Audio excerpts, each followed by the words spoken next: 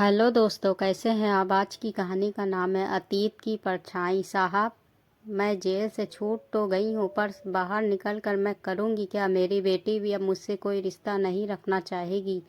जियोगी भी तो किसके लिए जियूंगी। साहब, आप मुझे यहीं रहने दो ना। हाथ जोड़कर सरदार जी ने जेलर से गुजारिश करी। 14 साल उम्र कैद की सज़ा काट चुकी शारदा जी का एक जुर्म यही था कि उसने अपने पति की हत्या करी थी। अपनी 10 साल बेटी कुसुम को बिकने से बचाने के लिए उसने अपने पति के सर पर हथौड़ा दे मारा था। शारदा को उम्र कैद हो गई थी और कुसुम को एक एनजीओ को सौंप दिया गया। आज शारदा जी की रिहाई का दिन है, लेकिन वो अपने काले अतीत की छाया से कुसुम को दूर रखना चाहती है।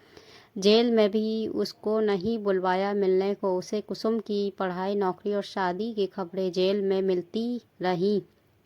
शायद इसलिए घबराती थी कि कहीं उसका आज उसकी बेटी का भविष्य ना निकल जाए। अपनी बेटी के बारे में सोच ही रही थी कि जेलर ने शारदा को बुलवाया। क्या हुआ साहब, आपने सरकारी अफसर से मेरी नौकरी की बात कर ली ना। शारदा, पहले इनसे मिलो। ये कपिल और कुसुम तुम्हारी बेटी और दामाद दोनों ही एक ही जगह काम करते और तुम्हें भूले नहीं है, घर ले जाने आए हैं। शारदा मानो खड़े खड़े मूर्ति बन दोनों को निहारने लगी। आंखें सजल हो, मानो आशीर्वाद की बारिश कर दोनों की भलाइयाँ ले रही हो। अपने घर चलो माँ, अब सब साथ रहेंगे। कुसुम ने अपनी माँ शारदा जी का हाथ थामते हुए कहा। शारदा जी ने जोर से अपना हाथ छुड़ाया, मानो कोई सन्यासी मोह के पाश को छुड़ा रहा हो।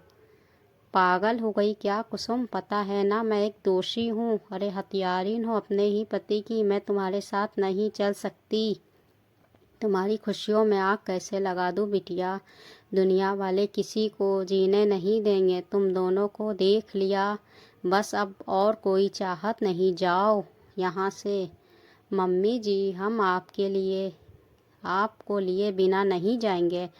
पक्का इरादा करके आए, कपिल ने शारदा जी की तरफ देखकर कहा। कुसुम ने धीरे से शारदा जी का हाथ अपने पेट पर रखते हुए कहा, हमारे लिए नहीं तो अपने आने वाले नाती या नातिन के लिए ही चलो प्लीज़ माँ। और दुनिया की चिंता आपको कब से होने लगी। वो आप ही थी जो बचपन में मुझे कहा करती थी कि चिड़ैया दुनिया चाहे कुछ भी कहे, तू वही करना जो तेरा मन करे। माँ, आपने मुझे बचाने के लिए अपनी पूरी उम्र यहाँ काट दी। आपकी बेटी आपके प्रेम और दुलार के लिए हल पर तड़पती है। जब भी कोई सफलता मिलती तो मन ही मन आपको उसका श्रेय दिया करती थी।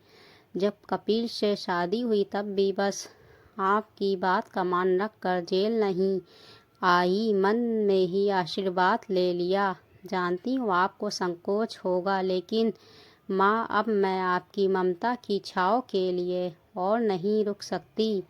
आप हमारे साथ आ रही हो बस। और वो बिलखते हुए शारदा जी के गले लग गई। इस बार शारदा जी ने उसे हटाया नहीं, बल्कि अपनी बाहों में कसकर प्रेम का आलिंगन दिया। वो समझ गई थी उसकी बेटी भी उसके बिना उतनी ही अकेली थी जितनी वो खुद अपने अतीत को अलविदा कह शारदा जी ले जेलर साहब से बोली, जा रही हूँ साहब, पर आपकी सिखाई बातें सदा याद रहेंगी। दोस्तों, ये हिंदी कहानियाँ आपको कैसी लगी। हिंदी कहानी अच्छी लगी है तो हिंदी कहानी को लाइक, सब्सक्राइब, शेयर ज़रूर कर दीजिएगा।